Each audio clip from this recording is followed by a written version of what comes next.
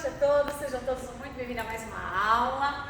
Profeta Isaías, eu pretendo hoje encerrar, então nós vamos tratar de forma bem em síntese do capítulo 46 ao 66, para que a partir da próxima semana, até o fim do mês, nós falemos de forma congruente a respeito dos profetas maiores e menores. Não vamos conseguir trabalhar como trabalhamos Isaías, mas eu espero que a gente consiga instigá-los a procurar conhecer ainda mais sobre a palavra de Deus.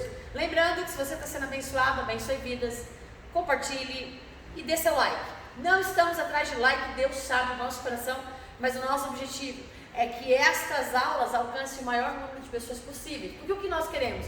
Que o reino de Deus se torne uma igreja forte e relevante para essa geração. Que a igreja cumpra o seu papel para o qual foi chamada, trazer a luz da palavra de Deus e fazer converter e mudar a visão dos cegos, trazendo a luz do evangelho. Né? Ciente que nos últimos dias o amor de muitos esfriariam e muitos procurariam falsos mestres para si mesmos. Mas o que nós queremos, não somos donos da verdade, mas estudamos a verdade. A palavra de Deus, ela é verdade. A verdade, ela não é relativa, ela é absoluta. Não importa o ponto de vista, o que importa é o que a palavra de Deus diz. É isso que nos importa, é isso que nós defendemos e é isso que nós pregamos. Então vamos para o nosso livro do profeta Isaías, capítulo 46. Você pode estar vendo que hoje o ambiente, o som está um pouco diferenciado. Amanhã nós teremos a nossa conferência profética na igreja. Então nós tivemos que nos desalocar da nossa sala de aula no anexo para a nave da igreja, para que eles possam estar concluindo os trabalhos e preparando a igreja para você. Se você se inscreveu, amanhã a gente se encontrará aqui e eu tenho novidades e vai ser muito legal se você estiver presente. Vamos lá? Isaías 46. A partir do capítulo 40 até o 66, a gente já sabe que já fala agora de um prenúncio de libertação. Deus já vem falando com o povo de Israel, levanta o profeta para falar com o povo sobre uma restauração, sobre salvação. Então ele vem dizendo para o povo: não se desanimem, sejam consolados e consolai uns aos outros. Por quê? Porque o dia do Senhor está vindo. Aqui não fala nesse momento do contexto de Isaías 46, não fala exatamente que eles já saíram, mas eles estão em saída do cativeiro. Então você imagina uma pessoa que a vida inteira teve sua casa, viu sua casa destruída, 70 anos se passaram, o que ele espera encontrar? Entendendo que o tempo de vida daquela época era diferente da nossa, as pessoas viviam muito mais do que nós hoje. Agora imagine nós, muitos morreram no cativeiro. Quando terminou o cativeiro, as pessoas já estavam tão acomodadas no cativeiro que elas não quiseram, muitas delas, Daniel, por exemplo, não quis nem sair. Não, vou ficar aqui mesmo, está tudo muito bom, já construí o que eu tinha que construir aqui, já fiz o que eu tinha que fazer aqui, vou voltar para Jerusalém, vou voltar para a minha terra, mas na minha terra está o quê? Completamente destruída, é uma nova vida, um novo começo, nem todo mundo tem gás para isso. E é incrível que Deus fala na sua palavra: eu vou levantar para mim. Em algumas versões ele diz: eu vou chamar que é Ciro, o rei da Pérsia. E ele fala: e este será a minha mão de vingança. E é legal que algumas versões usam exatamente esse termo de vingança. Deus levanta a Babilônia para punir seu povo. E agora Deus levanta a Pérsia para punir quem puniu o seu povo. E quem coordena tudo isso? Deus. E é por isso que é importante nós entendermos na nossa vida que quando a gente atribui, eu sou muito cética nesse quesito, mas eu só quero dar um ponto de referência para que pensemos a respeito. Se nossa vida está na mão de Deus, se a nossa vida está na mão de Deus, se a Bíblia diz que aqueles que são de Deus o diabo não toca, por que eu como cristã digo: nossa, o diabo está furioso com a minha vida, olha só, me fez perder tal coisa, olha, o diabo roubou tal coisa da minha vida, olha, o diabo fez tal coisa da minha vida? Não é o mesmo que dizer que o controle da minha vida, ou o controle de algumas situações na minha vida está na mão do inimigo? Sim. Nesse contexto aí nós teríamos que usar a mesma fala de Jó. Deus me deu, Deus tirou, bendito seja o nome do Senhor. Em vez de atribuir o fato de o inimigo ser o instrumento de Deus, não quer dizer que Deus, porque assim, gente, Isso daí alguns me chamam de calvinista, mas eu não sou calvinista, eu sou muito mais tendenciosa ao arminianismo do que a John Calvin. Embora isso daí não implique questão de salvação, não importa a teologia que você segue, muda um pouco a questão escatológica, de como virá o Jesus, como virá... É isso, não muda. Quem acredita em milênio, pré-tribulacionista, o resto não muda. Eu sou da seguinte opinião: se você não está preparado para passar pela tribulação, você não está preparado para ir para o céu. E os arminianos aí, olha só onde vai preponderar o arminianismo. Os arminianismos, que são os mais pentecostais, eles não acreditam que passarão pela tribulação. Porque eles acreditam como noivo, um noivo jamais vai permitir que eles passem pelas dores. Há indícios que eu não posso contestar. Há indícios bíblicos que podem dar a entendimento que sim. Mas isso não quer dizer que, por exemplo, não são as pessoas... Obrigada, meu irmão. Que não são as pessoas que Deus chamou para si e que passaram pela morte. Como eu posso saber? Eu só sei aquilo que o Senhor decide revelar. Eu não posso tirar dentro do sonho. Agora, eu sei que assim como a igreja primitiva passou, eu estou sujeita a passar. Mas eu também não acredito que nós vamos passar por todo, porque eu acredito que a gente não dá conta. Estou falando de Isaías. Que a gente não dá conta. Então eu acredito que pelo fato da gente não dar conta, acredito que vai pelo meio. Ela está me questionando a respeito do profeta Isaías, mas o profeta Isaías fala que ele estabelece um novo céu e uma nova terra. Então não tem como não falar de escatologia quando nós estamos estudando Isaías. Porque ele, além de ser um profeta que fala muito sobre Jesus, ele fala sobre o Jesus Messias nascido e sobre o Jesus ressurreto. Então ele está falando aqui, ele levanta o povo para falar o seguinte: olha, se consolem, eu vou levantar, estou chamando para mim um homem que virá e vai detonar com Babilônia. Esse é o contexto de 46 até 66. E aí ele começa a falar, inclusive no Isaías 60, diz assim: levanta-te e resplandece, pois já vem a tua luz. O que ele está dizendo ali? Eu não posso falar muita coisa, inclusive esse é o meu tema de ministração na conferência amanhã, né? Então não posso me aprofundar muito sobre isso. O que acontece? Ele está dizendo o seguinte: não turbe o teu coração, não tenha medo, não se preocupe, a salvação e o resgate está chegando. Seja para aqueles que vão morrer e dormir em Cristo, seja para aqueles que não dormirão, porque Isaías também fala sobre isso. Se nós formos para Isaías 65, 17, por exemplo, vamos lá. Eu estou falando no compêndio geral, tá? Porque não dá para estudar capítulo por capítulo agora. Vamos ler lá o texto de Isaías 65. 17?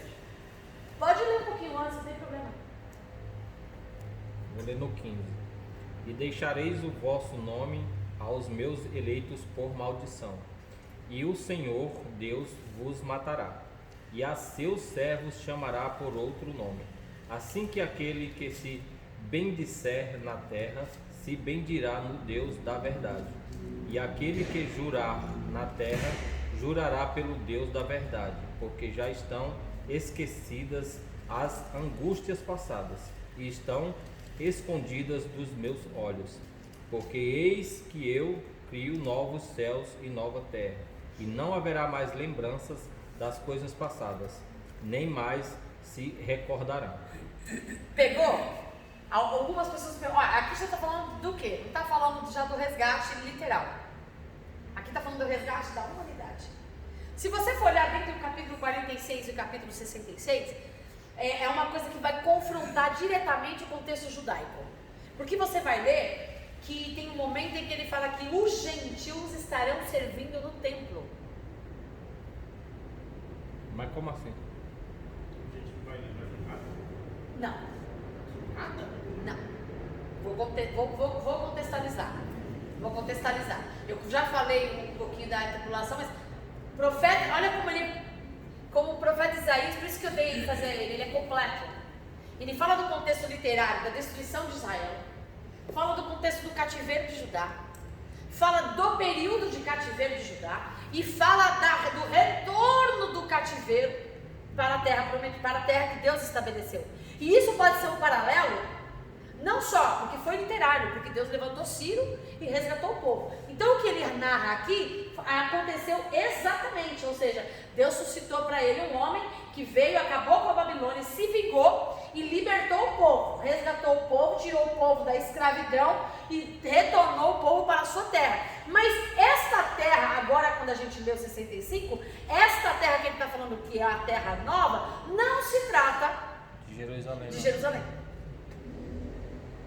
Porque quando eles saem do cativeiro, eles voltam para Jerusalém, eles encontram Jerusalém completamente nos escombros. Eles encontram Jerusalém completamente destruída. Eles têm que começar de novo. Tanto que Neemias depois vem, Esdras começa com... Quem começa com tudo na verdade é Esdras. Ele volta de novo aos cultos, ele chama a galera, ele começa a ler a Torá, ele faz o Sinédrio. Aí depois eles começam a construir suas casas. Depois, só que eles estavam inseguros, estavam sem proteção. Aí depois vem Neemias vem em 52 dias, ele estabelece e constrói todos os muros, que significava segurança em volta da cidade. E aí começa, mas eles nunca conseguem, tanto que a gente já falou sobre Ageu, quando eles estabelecem, levantam um novo templo, que os mais antigos falam, perda de tempo. A gente está levantando, nunca vai chegar aos pés, a gente não tem condição, não tem estrutura, a gente não tem ferramenta, a gente não tem os ouros, as riquezas que Salomão tinha para levantar um novo templo. E aí Deus levanta a glória da segunda casa maior que a primeira, mas não estava falando do templo, estava falando do nosso templo, estava falando da vinda do Espírito Santo em Atos 2, que vem com fogo, que vem com vento veemente. Então aí a gente fala, não, mas é porque se você for olhar para o templo, a glória, o que aconteceu no segundo templo depois que ele foi construído? Nada. E às vezes a gente diz não, que a glória da segunda casa será maior do que? Mas o que aconteceu com o segundo templo? Então se refere a Atos 2? Este templo aqui, ó. O templo que Deus não habita mais em templos feitos por mãos de homens, porque o segundo templo que eles construíram, não aconteceu nada. Acho legal quando parece a luzinha na cabeça do irmão. Aconteceu nada.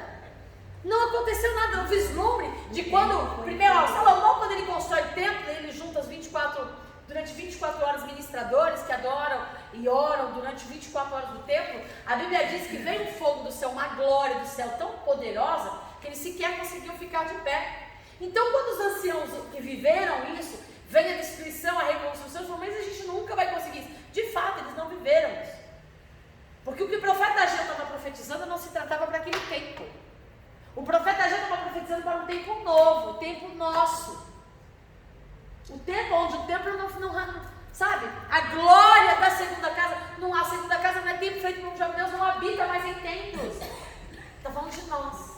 Será maior do que a primeira. Ou seja, a glória que Deus quer manifestar na nossa vida não se compara com qualquer coisa que se viveu nos templos. Foi o que ele falou para a samaritana, né? O Pai procura verdadeiros adoradores, o adora em espírito e em verdade. A conversa com a samaritana. Não vão adorar nesse templo nem nesse outro. Exatamente, é isso aí. Matou a charada. Porque o propósito de Deus não é que venhamos a templos e nos saciemos. O propósito de Deus criar a igreja não é para nos reunirmos. O propósito da reunião, da unidade do corpo, é para a edificação, para que nós sejamos uma fonte que jorra. Por causa, inclusive, da conversa com a samaritana. As pessoas, de forma errada, nessa última geração, está tudo no livro de Isaías. Estou contextualizando.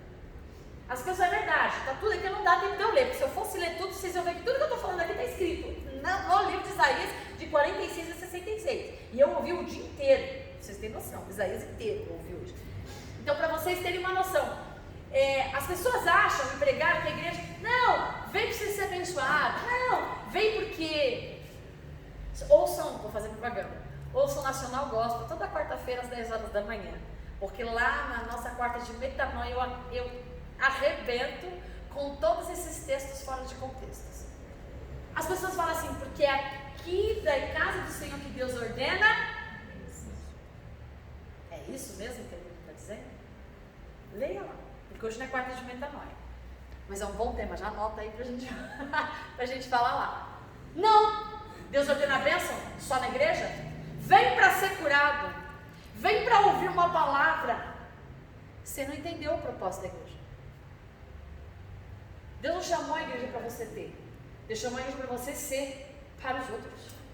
Então eu não venho na igreja para receber, eu venho na igreja para as mazelas que eu tenho ser supridas com as riquezas que o outro tem, as riquezas que eu tenho, suprir as mazelas que o outro tem, para que nós juntos, porque o poder não está em mim sozinha, o poder não está no nome da igreja, o poder não está no pastor, não está no evangelho, não está nada dessa coisa, o poder está na unidade da igreja. Se a igreja está unida, ela tem poder. Se a igreja está em desunião, ela é fraca. Eu sozinha não faço nada. Eu em unidade faço qualquer coisa, porque a igreja é corpo. E quando ele disse que as portas do inferno não prevalecerão contra a igreja, ele não está falando que não vai prevalecer contra você. Ele está falando que não vai prevalecer contra o corpo de Cristo. Se a igreja estiver unida na visão da palavra de Deus, o inferno não prevalece. Por que o inferno tem prevalecido?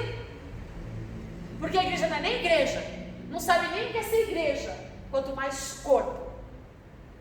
Então, a noiva, eu sou noiva do Cordeiro, eu só sou noiva do Cordeiro se eu estiver unida com o meu irmão.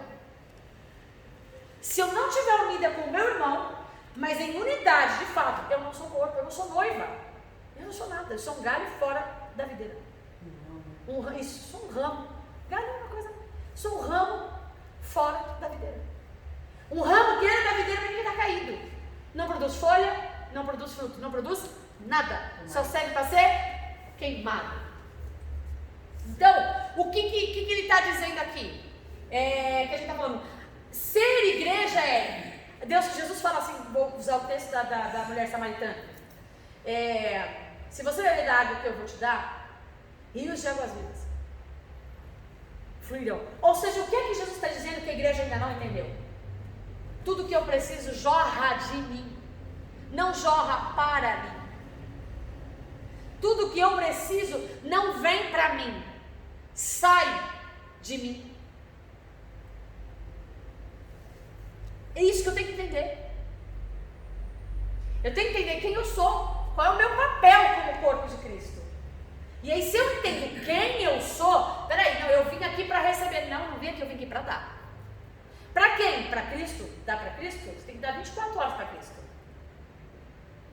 Mas quando se trata de corpo, o ombro vem para ligar o antebraço, que vem para ligar o cotovelo, que vem para ligar o braço, que vem para ligar a mão, metacarpo, que vem para ligar os dedos, que vem para ligar a unha, porque se eles não se unirem, o corpo não se sustenta.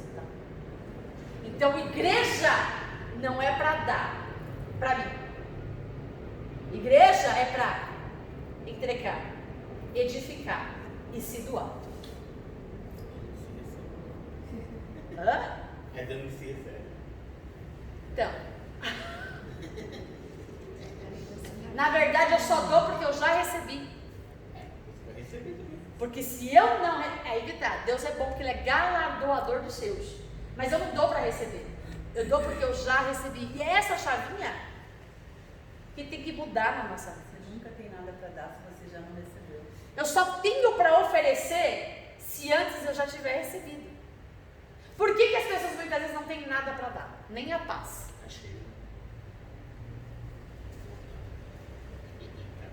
Nem a paz tem para dar. Por quê? Tá vazio. E tá vazio por quê? Porque não bebeu da água. Como é que eu posso falar que eu sou de Deus se eu não tenho a fonte? Porque se Ele está em mim, Ele é a fonte que jorra. Se eu não tenho para dar, é porque eu não estou nele, nem Ele está em mim. Então eu sou só uma religiosa. Só um poço seco. Um poço seco. Um poço seco que foi criado para dar água. Só dá eco. Só dá água. Cheio de pegador. Que é só top das galáxias. A cena é pegador. Vamos lá. Então, você me perguntou se lá não vai ter lembrança de nada. Não, não vai ter lembrança de nada lá. Então, o profeta Isaías não está falando só do resgate do povo de Israel, que Ciro vem, acaba com a Babilônia, eu já falei que Ciro é um homem inteligente, ele fala, meu, cultuem Deus que vocês quiserem, viva a vida que vocês quiserem, paga o imposto para mim, tá tudo certo. Vocês querem vestir o que? Vista o que vocês quiserem, não tô nem aí com a vida de vocês. O cara inteligente. O cara fala assim, não consigo nem cuidar da minha vida, vou cuidar da vida de vocês. Né? Agora tem gente que não cuida nem da vida, mas quer cuidar da vida de todo mundo, quer controlar a vida de todo mundo. Não, eu quero controlar só as minhas riquezas. Vocês trabalhem, vivam, porque se vocês não viverem, vocês não vão continuar trabalhando. Desfrutem do bem de vocês. Mas não se esquecem, tem que pagar o imposto. Quanto mais vocês ficarem ricos, mais eu fico rico. Cara inteligente. Quanto mais vocês prosperarem, mais eu prospero. Gente burra não, quero que você se lasque. Ué, se você sofreu, eu vou sofrer também. É verdade. É. Agora não, eu quero que você prospere. Por que você prosperando?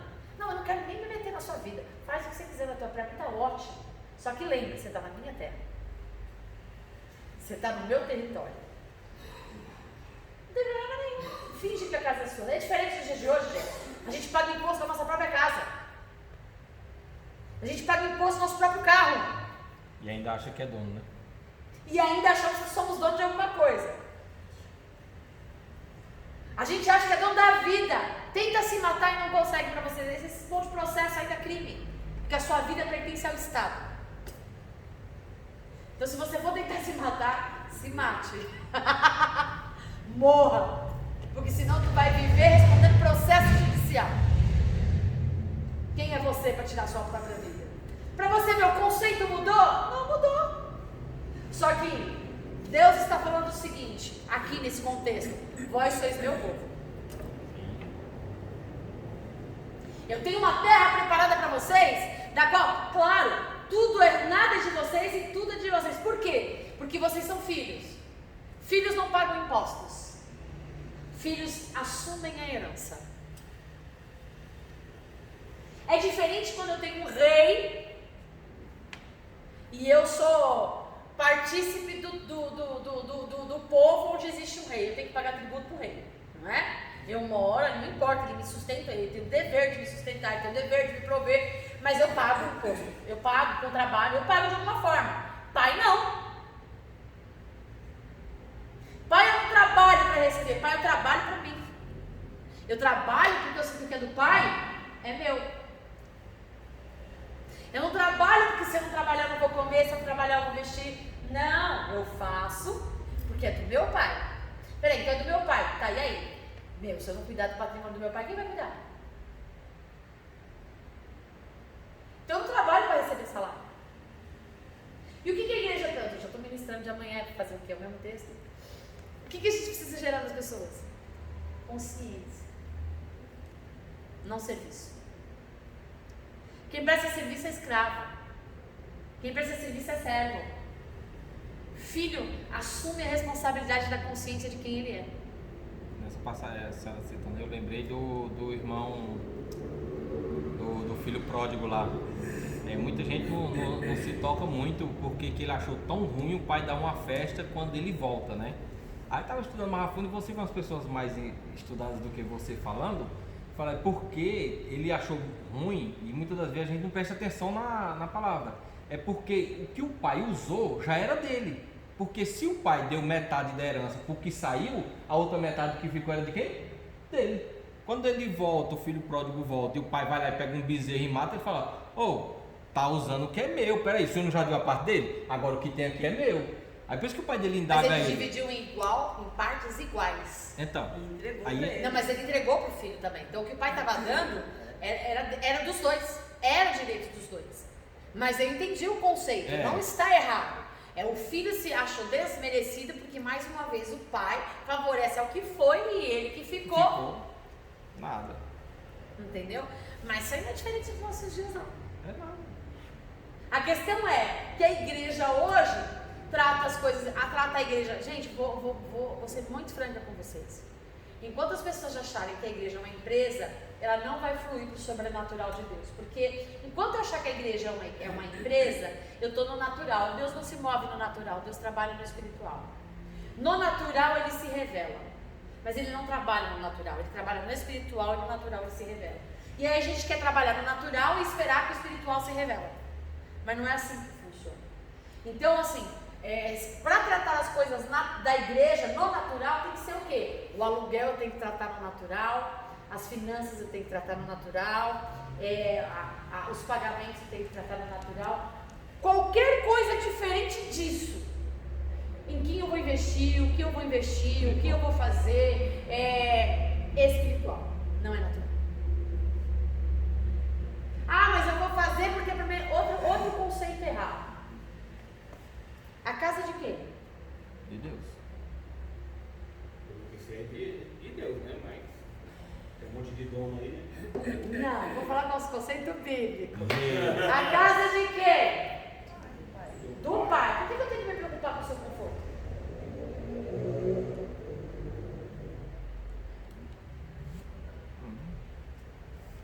Vai ter que preocupar, né?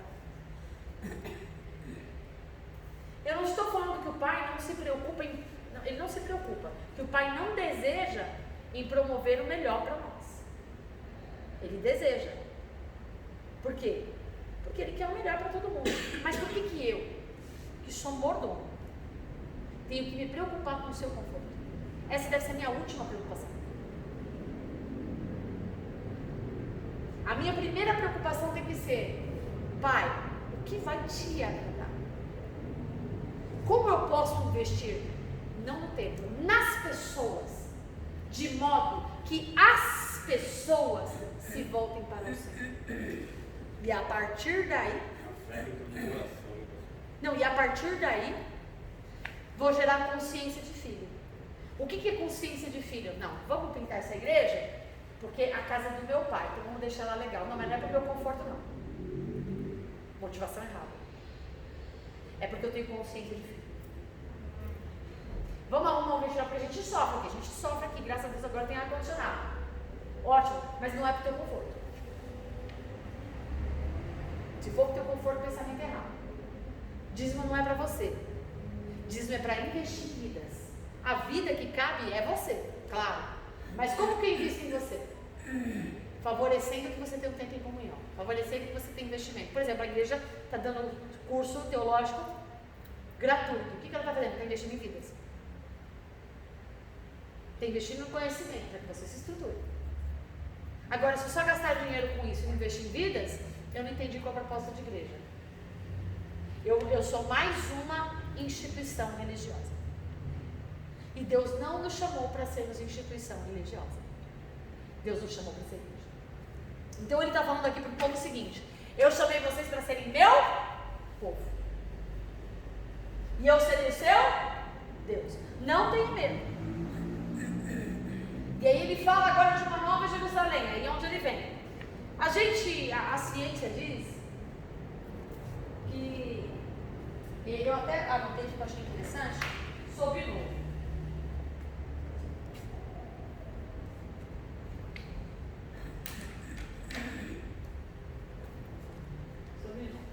Um novo céu e uma nova terra. Os testemunhos de Jeová, com todo respeito à crença deles, eles dizem que um novo céu e uma nova terra vai ser aqui mesmo. Mas o que a gente lê?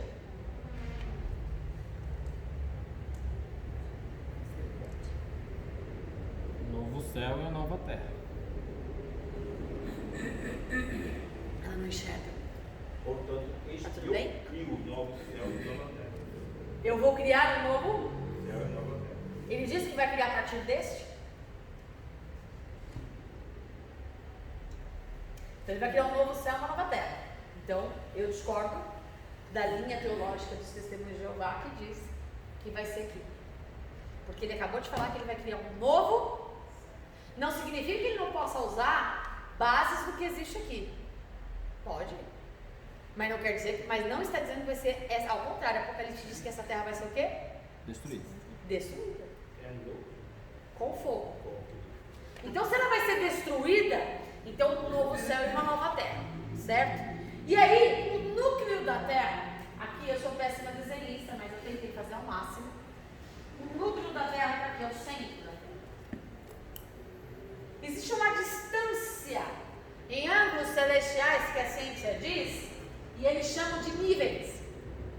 Que até, por exemplo, onde a gente consegue, num avião, por exemplo, se você tem uma queda de avião de 300 quilômetros acima de altura de onde você tem, de onde nós estamos aqui, que a gravidade nos sustenta.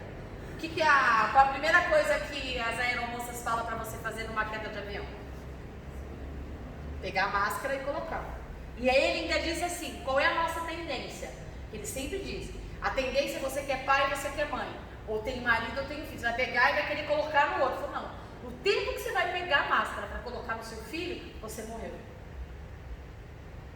Você desfalece. Então o que ele diz? Primeiro você. Você quer salvar alguém? Primeiro você. Porque não adianta você querer salvar o outro se você não salvou você mesmo. E aí a gente faz várias, já preguei até sobre isso. Não adianta você querer que o outro mude se você não mudar. Não adianta você querer que o outro seja salvo se você não é salvo. Uma outra coisa que a gente vai quebrar paradigma. A Bíblia diz, crê no Senhor Jesus e será salvo tu? Em que contexto? Quer dizer que eu sou salvo, toda a minha casa vai ser? Creio no Senhor Jesus. Será salvo? Eu creio no Senhor Jesus. Quer dizer que toda a minha casa será salva? Você crê? Se a casa crê, se a casa crê. Crê no Senhor Jesus, será salvo. Tu, se crê, e a tua casa, se crê. Faz parte do contexto, tá? Mas vou explicar. Essa palavra foi usada no contexto de Paulo e Silas, quando eles estavam presos na prisão. E eles estavam lá cantando louvores, aprisionados ao som da meia-noite. E aí há um grande terremoto, cai as coisas, e aí o homem, o carcereiro, ele vai tirar a vida dele, porque ele falou, todo mundo foi embora, então antes porque eles são terríveis, então eu vou dar uma morte decente para mim, vou morrer, eu vou tirar minha vida, para não ter que passar pela tortura, nem passar pelos confrontos com relação, porque ele era um pretoriano, ele era um guarda pretoriano, e eles tinham regras absurdas. E aí é nesse contexto histórico que Paulo diz para ele, não precisa tirar sua vida, porque se você crer no Senhor Jesus, você será salvo. E através da sua salvação,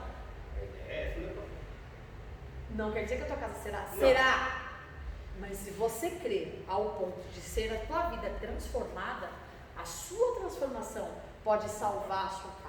Mas não quer dizer que eu sou salvo, por eu ser salvo, minha casa toda tem que ser. Infelizmente, ia ser muito bonito. Porque durante anos das nossas vidas, nós ministramos isso como uma promessa. Não é. Uma promessa de Deus na vida da família. E se você crer, você vai ser salvo, você, sua casa.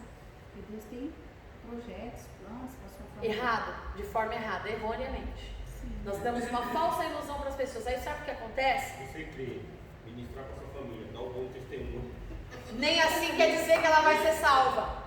Tanto que nesse contexto em que nós estamos falando, Paulo faz o quê? Paulo prega para o carcereiro, vai até a casa do carcereiro, prega para a família se converte. Mas tem famílias, por exemplo, minha avó pregava para minha avó, minha mãe pregava para minha avó, eu já cansei, confesso. Mas eu já preguei muito para minha avó e minha avó não quer saber. Eu oro pela salvação ela dela. Já está com 90 aí? 95 anos, vou fazer 96 dia 18 de novembro. O contexto mais correto a ser usado é se você crer, você será salvo e a sua casa será alcançada, né? Agora, se ela vai ser salva, é outra história. Porque você pode alcançar a sua Salvação casa. é graça, gente, é favor e merecido de Deus. Só que a gente tem que tomar muito cuidado com as coisas que a gente fala e com as coisas que a gente acredita. Porque a gente se frustra, porque a gente pega isso como uma promessa de Deus para a nossa vida, mas Ele não prometeu nada disso. Aí tem gente que fala, mas o Senhor falou que ia salvar. Eu ouvi, quantos velórios eu já fui? De pessoas familiares cristãos, e que a pessoa não se converteu, e aí ela cria para ela mesma uma falsa ilusão. Eu não tenho como saber se isso é aceitável. Ela cria para ela mas Deus prometeu que ia salvar eu e a minha casa, então eu creio que no último instante, Ele deve ter reconhecido. eu não sei. Pode ser, né? Pode ser, eu não sei. Pode ser. Mas como é que eu posso garantir? A Bíblia não diz isso. A Bíblia diz, crê no Senhor Jesus e será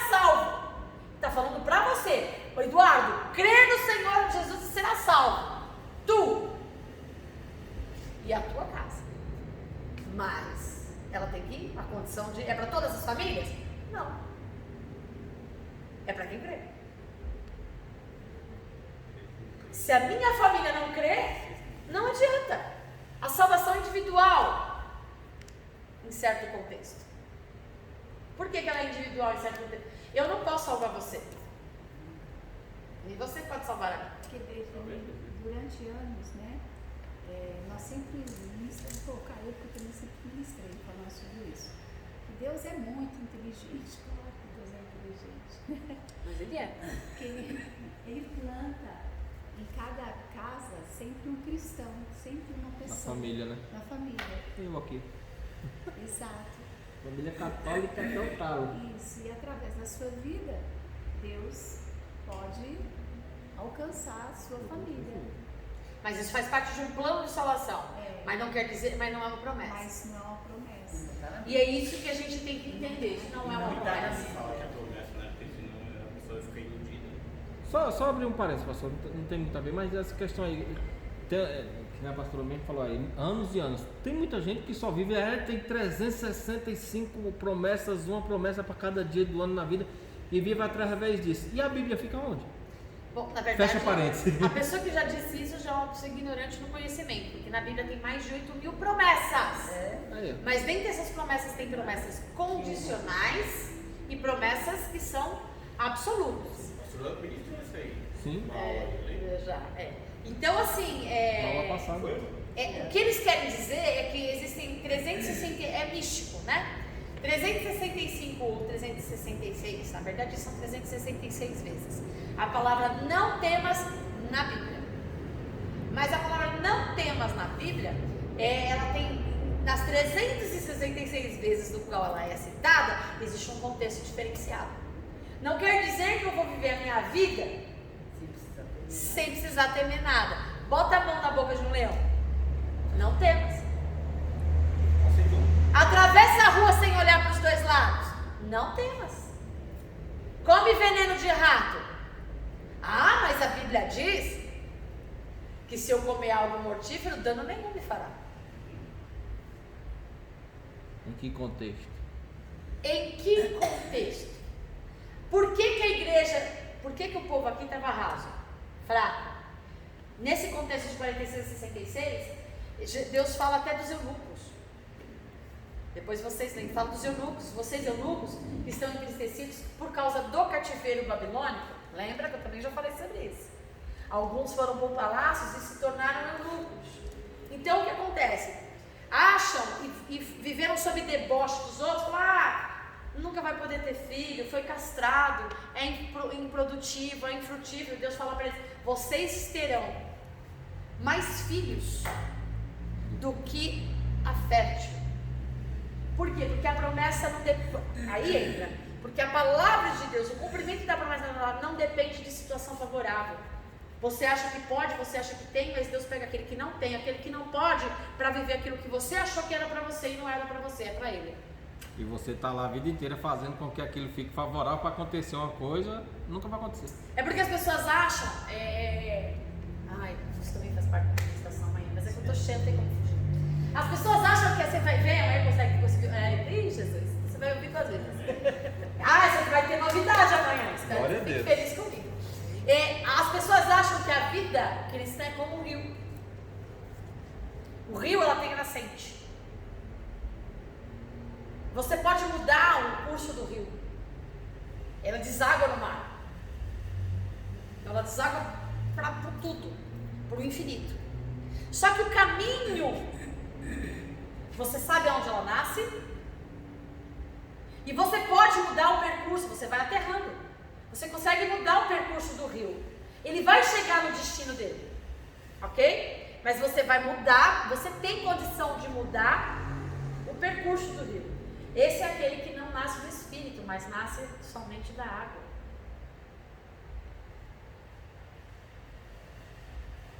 Quem nasce da água tem a sua nascente. Ele tem um destino. Mas ele pode no percurso ter variações. Por isso que na conversa entre Deus e Nicodemos, ele disse, não adianta só nascer da água. Você tem que nascer do Espírito, porque até então as pessoas andavam sinuosas. Nós temos uma vida, nós somos cristãos, aceitamos Jesus e começa, a salvação não termina ali, a salvação começa no momento que você aceita Jesus e nasce da água. Eu nasci da água, eu tenho na nascente, eu tenho um destino. Mas o percurso pode ser alterado por mim mesmo. Mas aquele que nasce do Espírito não. Porque quem nasce do Espírito é como um vento, ninguém sabe de onde vem, ninguém sabe para onde vai. Então o Evangelho não é um convite a ser um rio, o Evangelho é um convite a ser como um vento. O Evangelho, a religião, ela para no rio. A religião é o rio. Eu sei o percurso, eu sei onde eu tenho que chegar. Eu tenho um caminho e eu posso criar estratégias. Aí eu vou fazendo a sinose.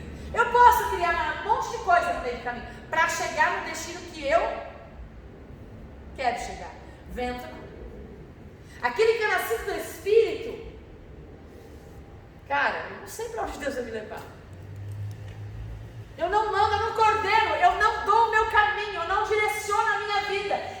Senão eu não posso programar, vou fazer tal coisa. Não, Tiago diz, nós fôssemos sábios, nós diríamos, Senhor, se o Senhor quiser, eu vou. Se o Senhor permitir, eu faço. Qual é a busca dos religiosos hoje? É fazer, mas a proposta do Evangelho é conhecer. Enquanto a gente está procurando, como escravos, internet escravos, certo? Fazer e executar as coisas, o Evangelho não nos chamou nem para fazer, nem para executar, porque o efetuar e o executar, o querer e o efetuar é dele. Só que aí a gente quer fazer, querer e executar o que não cabe a nós. O que cabe a nós como corpo de Cristo? Conhecer a vontade. Se eu sou como um vento, quem sopra os ventos? Aí você volta para o começo. Está no controle. Quem está no controle? Quem está no controle? A proposta do Evangelho tem uma premissa: saia do controle. Entrega. E no começo da aula você Sai. perguntou, né? Então, a resposta é essa. Só que você tem que entregar o controle. Quem está controlando a sua vida de verdade? Você tem que entregar o controle. Então, às vezes, você comentou no começo e a gente acabou viajando. Nós variamos com um monte de coisa aqui. Exatamente. Mas Isaías fala sobre tudo isso que a gente está falando aqui. Mas assim, quando o inimigo faz alguma coisa, você fala assim, que foi ele. Na verdade, para quem você entregou o controle da sua vida? Exato. É uma decisão que cabe a mim e a você. Se você entregou o controle da sua vida a Deus, tudo que te acontece está no controle. Exatamente. Seja bom ou ruim. Isso faz parte do contexto, porque assim, Judá foi para a Babilônia por causa de quem mandou? Jesus foi tentado. Quem levou ele para lá? O Espírito Santo. Se a nossa vida está na mão do Senhor de fato, gente, perdi. Tudo coopera para o bem. Senhor, obrigado. Consciência de quem eu sou. É certeza de que para quem você entregou o controle. Agora, o diabo está te atentando, está te apunhando. Claro, ele vai usar pessoas, é óbvio. Mas quem está permitindo? Para quê? Deus permitiu que a Babilônia se levantasse contra Israel, contra Judá? Para atacar quem? Só o povo? Quando ele chega para Nabucodonosor, ele fala, estou gostando disso não. Então eu vou fazer o seguinte, só para mostrar para você que quem manda sou eu e não é você. Você se acha muita coisa? Eu vou usar você para escravizar o meu povo, mas depois eu vou usar outro para acabar com você. Para você entender que quem manda sou eu. A gente pode fazer o que a gente quiser na vida. O controle de todas as coisas está nas mãos do Senhor. Menos na minha vida, se eu não deixar. E aí, se a minha vida não está no controle dele, eu, sem Jesus, não posso com o diabo. Eu, sem Jesus, eu não posso com. Aliás, Jesus disse: sem mim, nada podeis fazer. Tudo o que fazemos na nossa força, no nosso braço, existe uma. Vou falar algo forte, mas real, verdadeiro e bíblico. Tem origem demoníaca. Pode ou não? O quê? Repete aí. Tudo que nós fazemos na força do nosso braço tem origem demoníaca. sem mim nada. Então, se eu faço, não é na minha força. Existe uma força por detrás de mim. Acho que já. Mas não é Deus. A batalha espiritual. Falei assim. Todas essas coisas têm uma origem. Ou eu sou de Cristo, ou eu sou do outro. Eu sou da concorrência. Gostei. Ou eu sou de Cristo, ou eu sou da concorrência. E tem muita gente na concorrência achando que é de Cristo. Não existe esse outro. Não. Não tem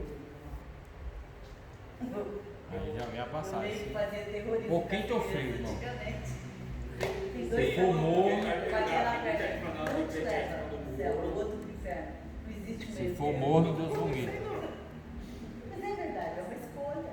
E a criança, quando ela tem condição de escolher, ela tem que ter consciência disso. É nesse contexto que ele fala que, como o povo estava tão abatido, tão escravizado, ele fala assim, vocês que perseveraram, fala sobre o sábado. E alguns usam isso como base para defender a litúrgica do sábado. Não.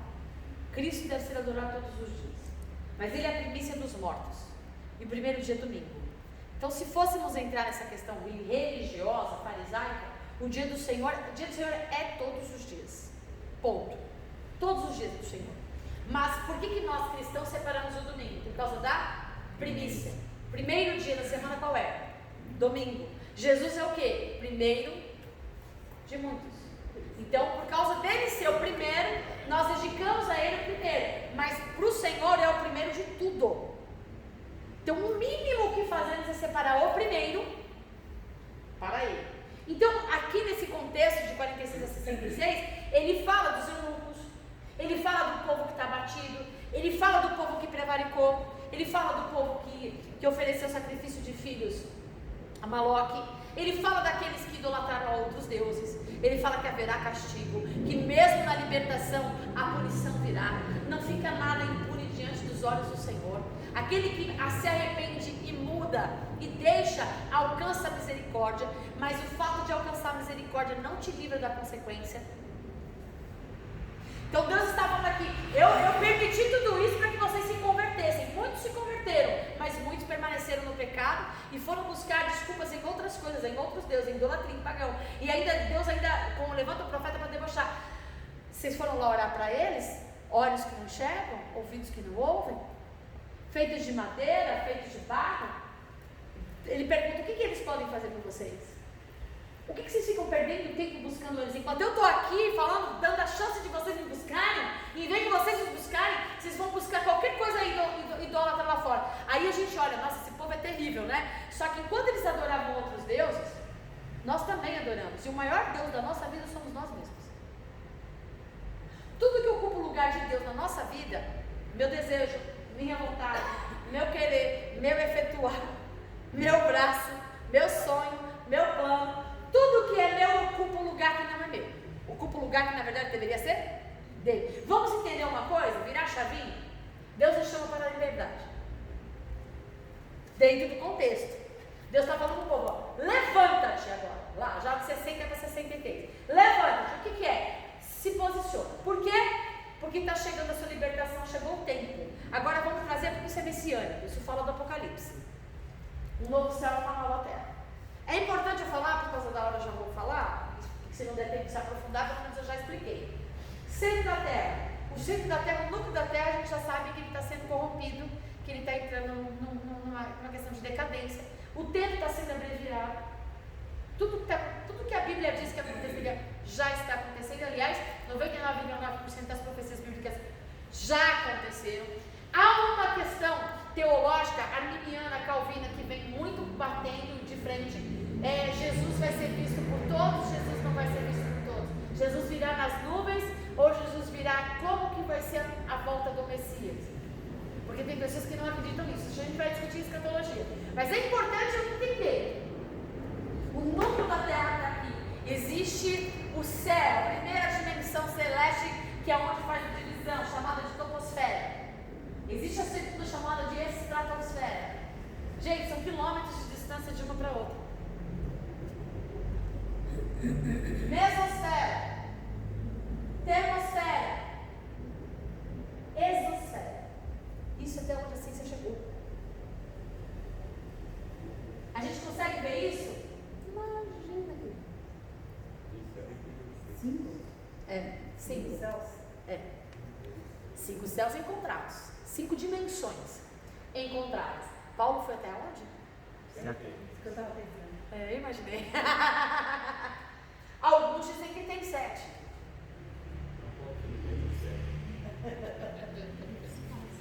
A gente não sabe se é literal ou representativo. Mas ainda, daqui a um tempo aí a ciência... Já vai achar os outros, né? Só aqui já são 5. Literal.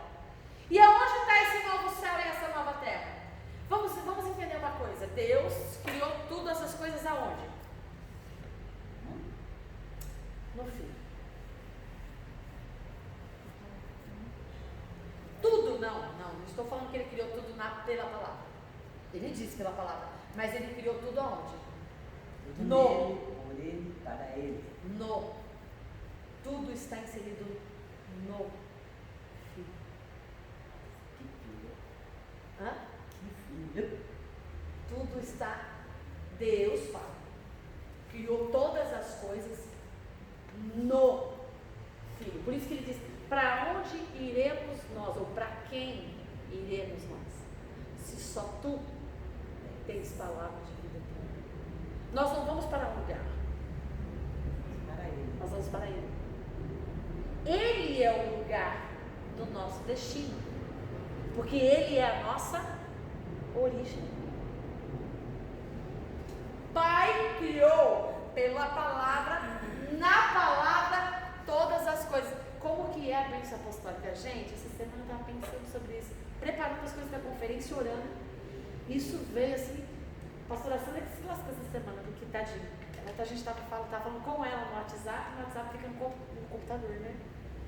E Deus falando comigo os insights que eu botei fone de ouvido para essa. Botei fone de ouvido, coloquei louvor só tocado, para não ouvir ninguém. Para ficar em espírito de oração mesmo. Jesus, eu preciso.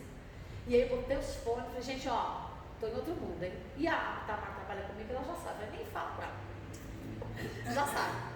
E eu olhava falando com Deus e eu tenho umas doideiras. E o Espírito Santo vai falando comigo, o que eu faço? Eu escrevo para mim mesmo. No WhatsApp. Só que eu estava falando, tinha acabado de mandar uma mensagem para quem? Para a pastora Sandra. Que eu nem lembro qual que era o assunto. Ficou sem entender nada, né?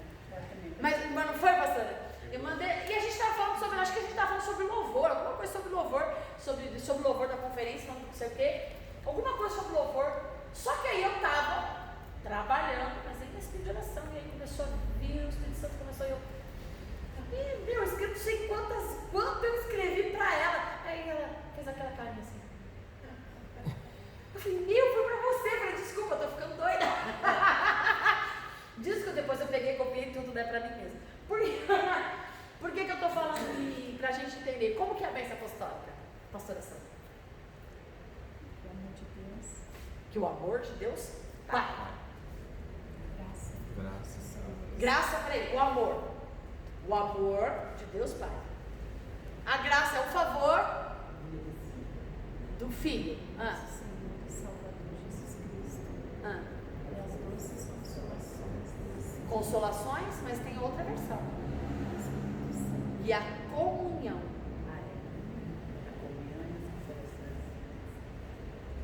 Comunhão. Vou compartilhar. Vocês podem discordar de mim do insight que veio. A gente fala insight porque é bonito, né? É estrangeira, é americana. Mas a iluminação é feeling. Feeling brasileiro, insight, a americana, não é Espírito Santo total. Né? Vamos falar a originalidade da coisa. E com certeza, porque não vem de mim. Deus Pai criou no Filho tudo o que a gente precisa. O favor merecido. Para quê? Para a comunhão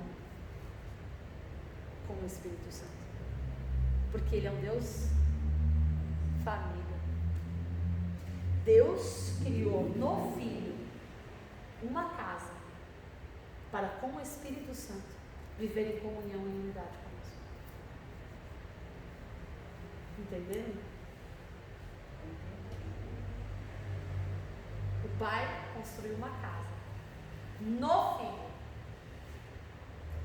Mas a gente poderia morar nele, mas a gente não ia ter acesso ao pai. Ah, então peraí, para que haja comunhão, porque ele é santo.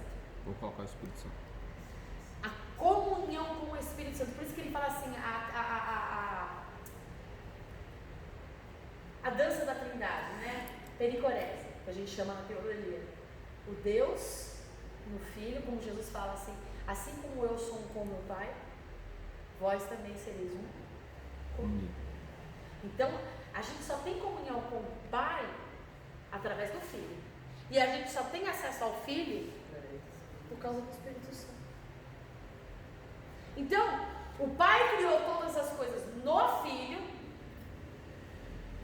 para que no Filho nós tivéssemos acesso a Ele, mas a comunhão só é possível pelo Espírito Santo. Trindade. Aí pensa, que Deus é esse? Não é que alguém pensa coisa assim, então? Eu tenho que me relacionar com você, mas você é pecador. E eu sei que você vai pecar. Mas eu criei, olha só, outra coisa. A gente que fala da questão.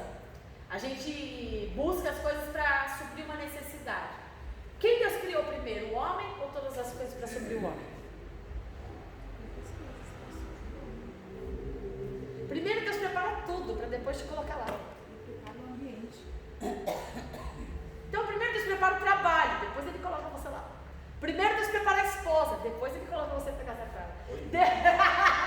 Primeiro Deus prepara os filhos, para depois você conceber os filhos. Ou seja, Deus, tudo que nós vivemos antes já foi preparado. Isso não é predestinação, isso é presciência.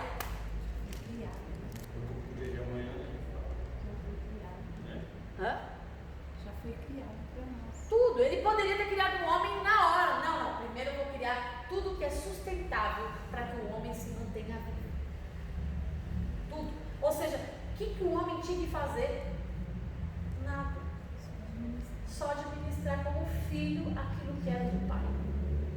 Aí vem a infeliz da serpente e fala assim, mas se você comer, você vai se tornar aquilo que você já é. Como assim? E nós acreditamos todas as vezes que achamos que podemos fazer alguma coisa sem Jesus. E nós acreditamos todas as vezes que tentamos fazer alguma coisa sem Ele. E achando que estamos fazendo para Ele. Esse é o maior problema da nossa era. Então, Isaías ele vem falando assim, tem um novo céu preparado para vocês. Tem uma nova terra preparada para vocês. Ele fala dos eunucos. Ele fala sobre o sábado, que Deus iria galardoar todos aqueles que se mantiveram firmes e mesmo em cativeiro, aos sábados, porque era costume dele, cultura deles, se separavam para adorar a Deus. E aí vem uma coisa que confronta, que a gente mudou o assunto, a gente está falando disso, confronta os judeus, que vem onde até, Isaías fala que até os gentios serviriam no templo. Só que por que isso é confronto? Porque nessa época aqui não tinha graça ainda. Essa época era a lei de Moisés, e na lei de Moisés, para exercer o sacerdócio, para fazer o serviço do templo, tinha que ser da descendência arâmica. Senão você não podia exercer. Então olha que como já vem, aqui já é 400 anos antes de Jesus nascer, já quebrando o paradigma. Já falando assim, vai chegar um tempo, vocês Israel são escolhidos, são presentes, mas vai se estender isso a todas as nações. E ele falou, e todas as nações me servirão. E aí onde ele vem para falar em Pedro 3:8, alguém lê para mim? Que eu acho lindo.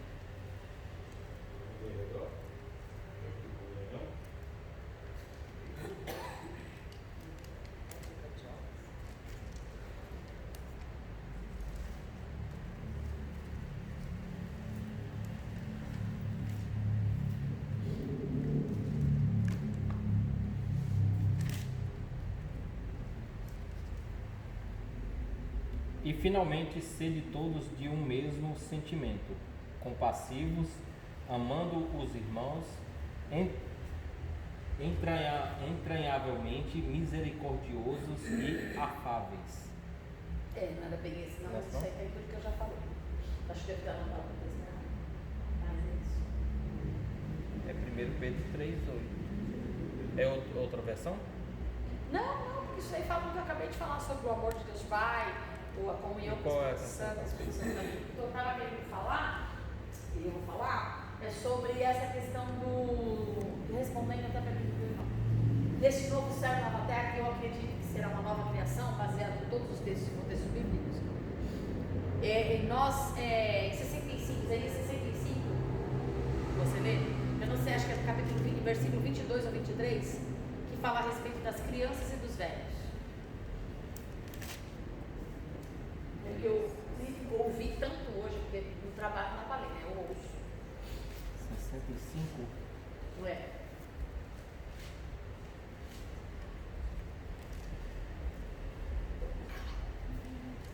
O quê? Acho que é o 22, eu acho.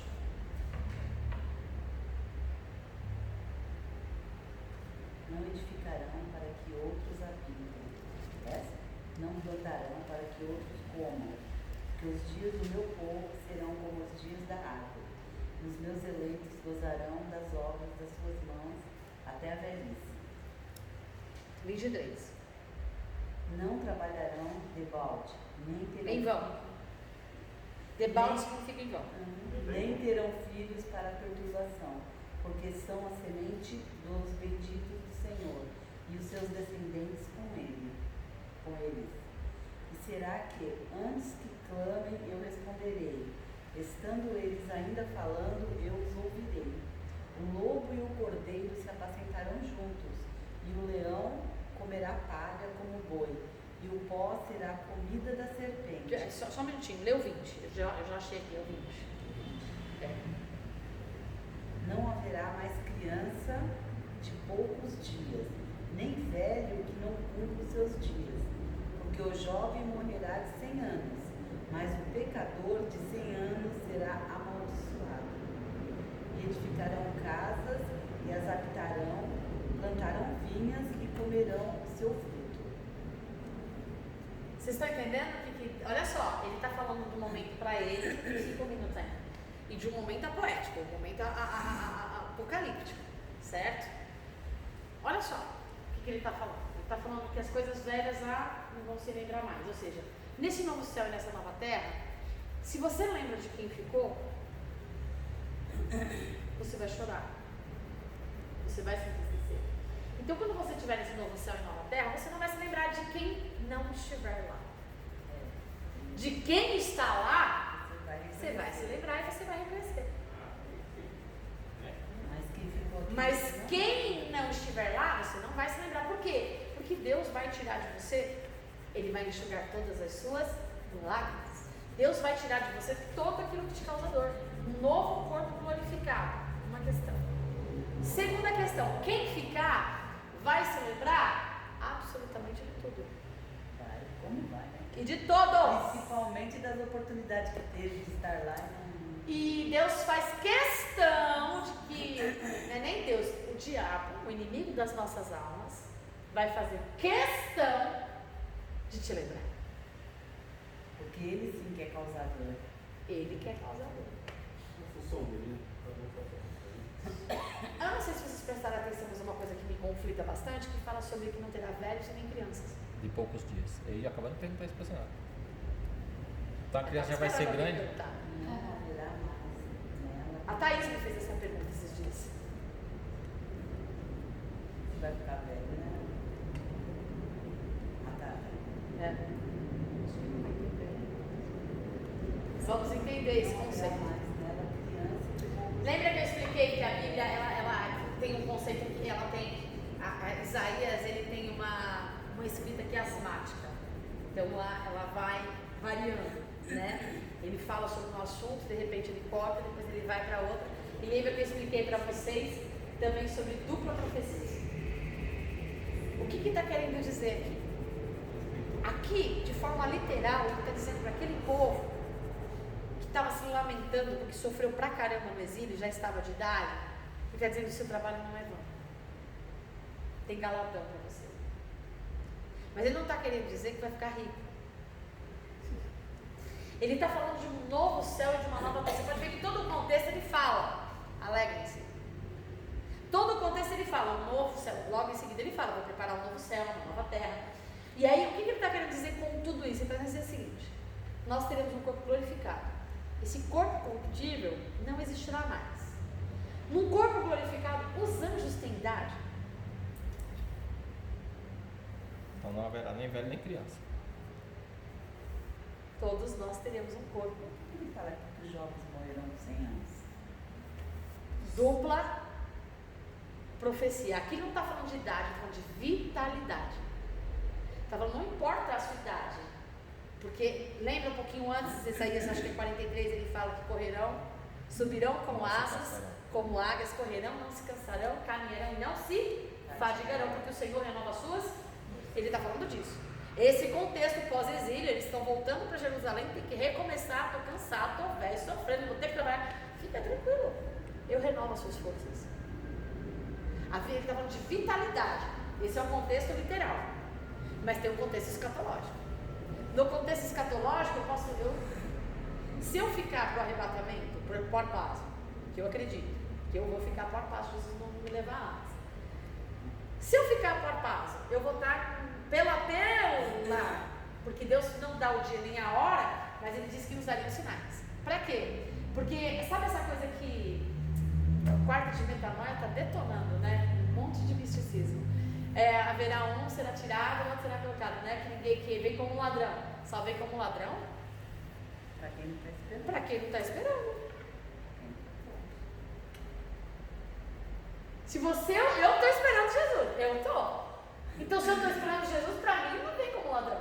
E nem vai ser um dia de grande terror. E nem vai ser um dia de grande terror. Vai ser um dia de ladrão. E terror para quem não está esperando. Não é meu caso. Eu espero.